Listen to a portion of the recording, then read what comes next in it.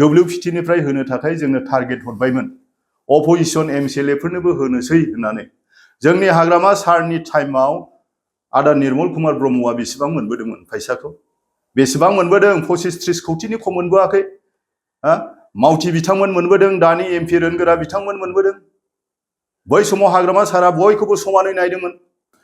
बेथननि सोमोन्दैथ' बेसेबां मोनो मोना बिथाङाबो MCLA जाबोनाय सानसे समाव बेसेबां मोनो जोङो 41-42 हाजार बेथन मोनो बेजों न'खर खांनायाव जोंहा माने जेबो थोआ बेखौ बुंनानै लाब गैया बिथाङा दा बिथांमोना दा गभर्नमेन्टआव दं हिसाबै रायजोनि आंखालफोरखौ सुफुंनांगौआ बिथांमोननि दायित्व बे 41 हाजारजों आंथ' गोबां रोखोमनि 41 हाजाराथ' बे थाबाय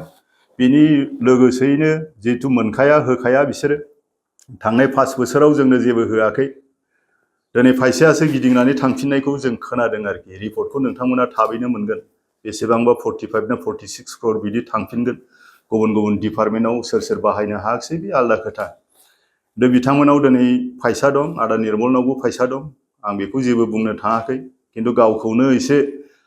सेनियर हिसाबै दिनै बियो आंजों BTC इलेक्शनाव थांनाय 2020 आव बिथाङा जेनदों 3000नि खाथियाव बिथाङा जेनदों दिनै एलायन्स गभर्नमेन्टनि गेजेरजों खाफालाव दंखाय बिथाङा बाय इलेक्शनाव MLA जाहैबाय आरो आङो खोनादों जे बोसोरसेसो फैगौ 2026 नि एप्रिलावनो जितु MLA इलेक्शना जागोन एसेम्ब्लिया जागोन हिसाबै बेवहाय बोसोरसेखौ आङो मा खालामनो बिनिखायनो आरोबाव आङो BTC आव इलेक्शन गेलेफिनगोन होननानै मानगोनां प्रमद बिथांनिसिम CM निसिम बिथाङा टिकेट बिनो थाखाय रेडि जानानै दं मानसि बानायदों होननाय खोनादों आङो ग्रुप बानायदों दा बे बिथांमोननि खोथा जाहैबाय गेलेफिना गेलेयोब्लालाय मस्ट वेलकाम दिनै गभर्नमेन्टआव दङ बिथाङा गभर्नमेन्टआव दङ हिसाबै दिनै रायजोनि खामानि बेसेबां मावनो हादों हायाखै आसाम मालाखौ खोनादों आङो आसाम मालाखौ बुंनाय खोनादों आसाम मालायाथ' फुराना प्रजेक्ट बै समनि फुराना प्रजेक्ट बेखौ माबा खालामनानै लाब गैया बिसोर जाहिर खालामनानै लाब गैया आइ फवालि दालां बेबोथ' फुराना फाउन्डेसनखौ नायदो आइ फवालि दखान खाथियाव फाउन्डेसन दं बेखौ सोर फाउन्डेसन खालामखांनायनि उनाव टेन्डार जाखांनायनि उनावसो बे खामानिखौ माने मावखांनायनि उनावसो गभर्नमेन्टआ बिथांमोननि फैनायखाय बेखौ मा खालामदों इन'ग्रेसन खालामदों मुखुलि खालामनानै होदों बे फुराना प्रजेक्ट बेखौ रायखांनानै लाब गैया गोदान मा खालामदों गामि सिं दोमसे लामा मावखो मा मावखो रायजोनो बेसेबां बेमारियाव फैसा हरखो आंथ' हरो नै दिनै जोंहा एस्टार सानडे फैगोन एस्टार सानडेआव आं हरगोन थाइसे थानै रायजो राजाफोरनो खावलायफैयोबा आं हरो आंनि न'आव फैयो बिनि न'आवथ' बिदि फैया फैसा बिनि बैसागुआव बेसेबां फैसा गारखो बिथाङा बे बैसागुआव बेसेबां रायजो राजाफोरनो फैसा हरगोन आंथ' हरबाय हरजेनबाय आरो हरबावगोन हरगासिनो दङ गोदोनिफ्रायनो जागायनायनिफ्राय रायजोनि सुख दुख जितु सरकारि आसनियाव गासैबो थाजोबा हिसाबै रायजोनि सुख दुखखौ आं नायबोदों बिथाङाथ' नायाखै आरो खामानि मावनायनि खोथा बुंदों एसेम्ब्लियाव आङो कुइसन सोंदों दिनै खानामाख्रा दङ जोंनि ओरै मंगलियाननि ओरै साहाजों खानामाख्रा खुंख्राजरानि ओरै साहाजों गामियानो धंस जाजोबनोसै गोजौआव मानो थेनो हायाखै गभर्नमेन्ट हिसाबै मानो जोंथ' गोदो थेदोंमोन मादारपुर साइड नांगलभाङा साइड आरो गोबां एलेकायाव मानो प्रटेक्सन होनो हायाखै हरै आमगुरिनि सोनाबजों खासिबारिजों मानो प्रटेक्सन होनो हायाखै आमगुरियाव मानो होनो हायाखै भबानिपुराव मानो होनो हायाखै रायजो राजानि हाया थांजोबबाय बेफोरखौ बुंनानै लाब गैया आंनि बेथनखौ आं बेसेबां मोनदों मोनाखै गभर्नमेन्टआ मोनथियो आरो दिनै मानगोनां प्रमद बर' CM बिथाङा जोंनो होनो थाखाय प्रथम जों देरहाजेननाय समाव 2020 आव WPT होनो थाखाय जोंनो टारगेट हरबायमोन अपोजिशन MCLA फोरनोबो होनोसै होननानै जोंनि हाग्रामा सारनि टाइमाव आदा निर्मल कुमार ब्रह्मआ बेसेबां मोनबोदोंमोन फैसाखौ बेसेबां मोनबोदों 25-30 कोटिनि खम मोनबोआखै मावथि बिथांमोन मोनबोदों दानि MP रोनगोरा बिथांमोन मोनबोदों बै समाव हाग्रामा सारा बयखौबो समानै नायदोंमोन दिनै बिथांमोननि थाखायनो नेर' माइन्डेड माखासे मानसिफोर मानगोनां प्रमद बर' शिबा दिनै हरनो सानदोंब्लाबो बिथांमोननि गोसोनि थाखायनो नेर' गुसेब गोसोनि थाखायनो बेथनखौबो दिनै सोंखारि 41 हाजार बेथन बेखौबो दिनै सोंखारि लाजिनांगौ दङ मेडामा बिराद मोजां आदा निर्मला मेडामा बिराद मोजां आं अनार होयो गोदोनिफ्रायनो सिना जाना बिसोर सिनियर जों जुनियर BFSU प्रेसिडेन्ट मावबोदोंब्ला आंबो मावबोदों दिनै बिदि बुंनो बिसोरनि खुगानिफ्राय समाया आरो जोंनि माखासे अपोजिशनफोरनि लिडारफोरनि खुगानिफ्राय बिदि बुंनो समाया नोंखौ आंखौ बखिनो समाया नोङो मा मावनो नागिरदों नोंनि BTC बासिनि थाखाय गुबुन गुबुन जातिफोरनि थाखाय मुस्लिमफोरनि थाखाय मा मावनो नागिरदों नेपालिफोरनि गुरखाफोरनि थाखाय मा मावनो नागिरदों गुरखाफोरनो दिनै हा होनो नागिरदों मस्ट वेलकाम किन्तु मानि हराव थाखोमा नै इटु करक अपेन बयनोबो हो जोंनि हाग्रामा सारा बुंदों गोबां मोजां आसनि लादों जे हानि फाट्टाया जोंना प्रथम जागोन खामानि मावनाया जिथु हायावनो जों थायो बेनिखायनो जोङो गुबुन गुबुन माहारिफोरनोबो नायनानै हानि फाट्टाखौ जों होगोन बेखौ जोंनि हाग्रामा सारा बुंदों आरो नैबे 5 बोसोराव फैगोन 5 बोसोराव जोङो मा आसनि मावगोन बेफोरो जोंना गासिबो जुगुत जाजोबबाय आरो एबार जे नैबे 2025 आव सेप्तेम्बराव जि मानगोनां जोंना हिमन्त बिश्व शर्मा सारा जि खोथाखौ बुंदों जे सेप्तेम्बराव इलेक्सन जागोन होननानै बे इलेक्सनाव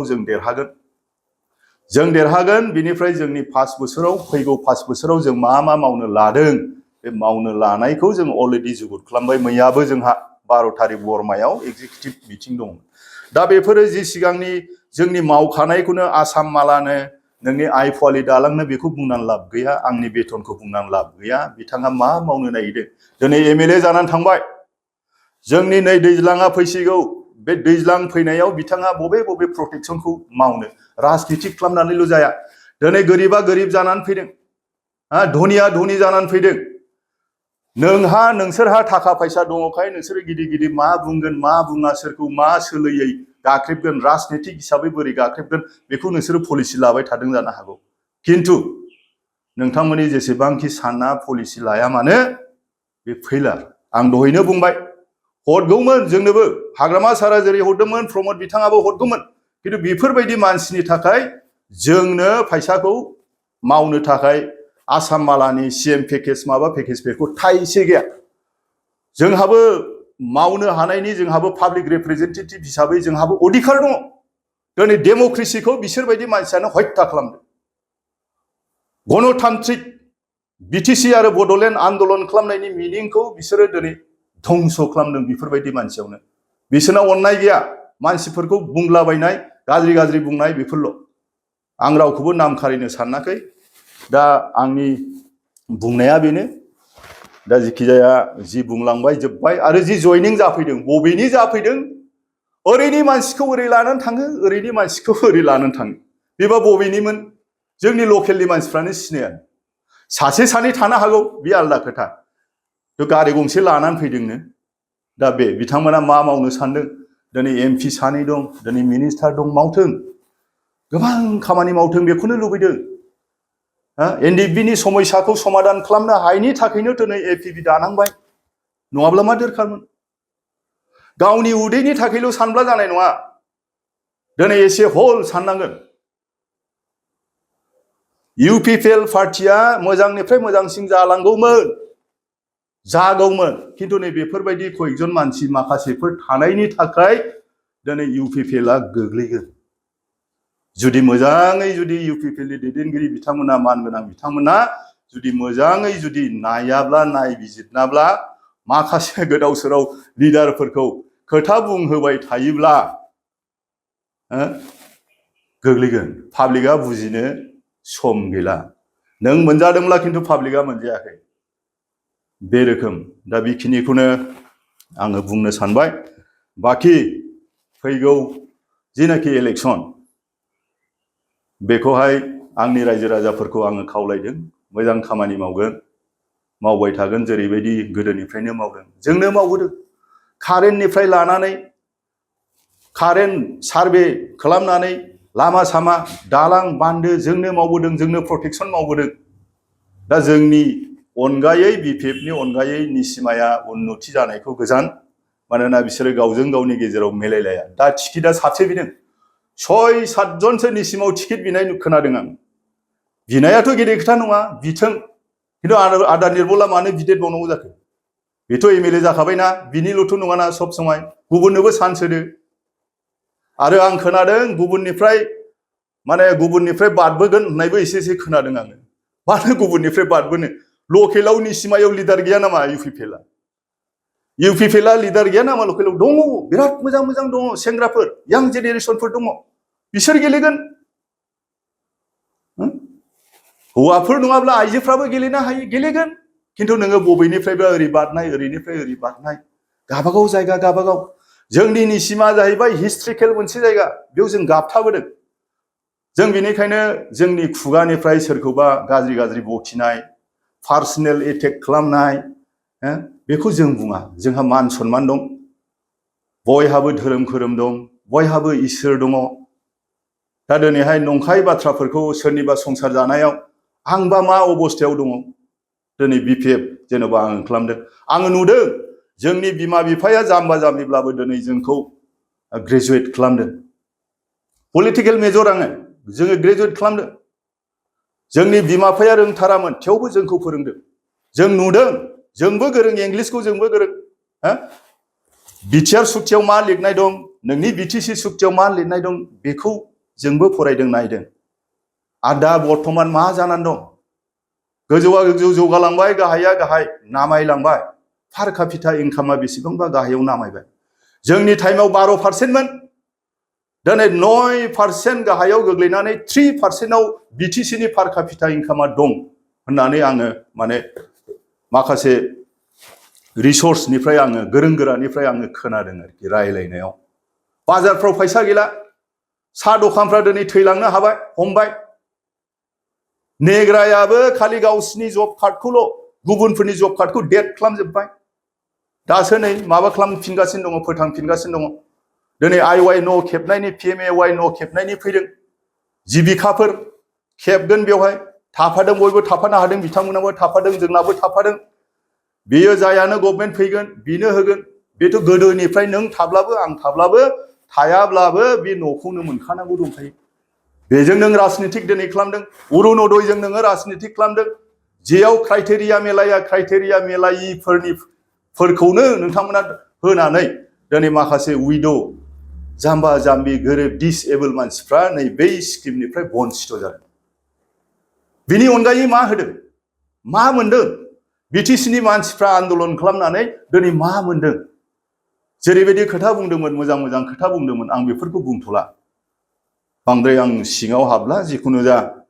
आं फैयामोन निउसाव किन्तु बे आदा निर्मलनि बेथननि सायाव न'आव बाहायनाय गावबो मोनथियो फिसा फोरोंनायाव बेसेबां थाङो दिनै बिटिसि गभर्नमेन्टनिफ्राय आं दहायनो बुंबाय डेम'क्रेसिखौ हत्या खालामदों आसामाव दिनै अपोजिसन दंब्लाबो इउडिएफब्लाबो दिनै कंग्रेसब्लाबो थाइसे थाइनैखौ मोनो खामानि मावनो होयो सुबिदाखौ होयो दिनै जोंनि बिटिसि गभर्नमेन्ट बिटिआर गभर्नमेन्टआ होगौमोनब्लाबो बेफोरबायदि मानसिनि थाखायनो गोजौ लेभेलनि मानसिफ्रा जोंनो होनो हायाखै